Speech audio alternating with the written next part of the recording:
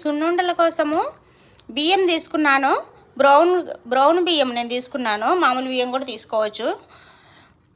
అవి వేయించుకోవాలి. శనగకాయ పప్పులు తీసుకున్నాను, మినపప్పు తీసుకున్నాను. అన్నీ వేయించుకొని చక్కగా పొడి చేసుకోవాలి. పొడి చేసుకొని జల్లి పట్టుకోవాలి చక్కగా మెత్తగా. నూక ఉంటే తీసేయాలి. ఒక అరకిలో మినపప్పు, 50 గ్రాములు శనగపప్పు, శనగకాయ పప్పులు, 50 గ్రాములు బియ్యము, వీటన్నిటిని మెత్తగా పొడి చేసుకోవాలి. చేసి జల్లి పట్టుకోవాలి. శనగకాయ పప్పులు జల్లి పట్టిన అవసరం లేదు. మొత్తం కలిపి కొలుసుకోవాలి. పిండి 3 బౌళ్ళు అయితే 1 బౌలు బెల్లం వేసుకున్నాను. మీరు చక్కెర కూడా వేసుకోవచ్చు. ఎక్కువ తీపి తినే వాళ్ళైతే వేసుకోవచ్చు. ఇది కరెక్ట్గా సరిపోయిద్ది. 1 స్పూన్ యాలుక్కాయ పొడి. ఈ బెల్లం కూడా కలిపి నేను మామూలుగా తురుముకొని బెల్లం తీసుకున్నాను. ఆ బెల్లం కూడా కలిపి మిక్సీ పట్టుకోవాలి. మళ్ళీ కలిపిన తర్వాత అప్పుడే బెల్లం మెత్తగా అవుద్ది. పాకం కూడా పట్టుకోవచ్చు. నేను మిక్సీ పట్టేసాను. మిక్సీ పట్టుకుంటే బాగుంటుంది.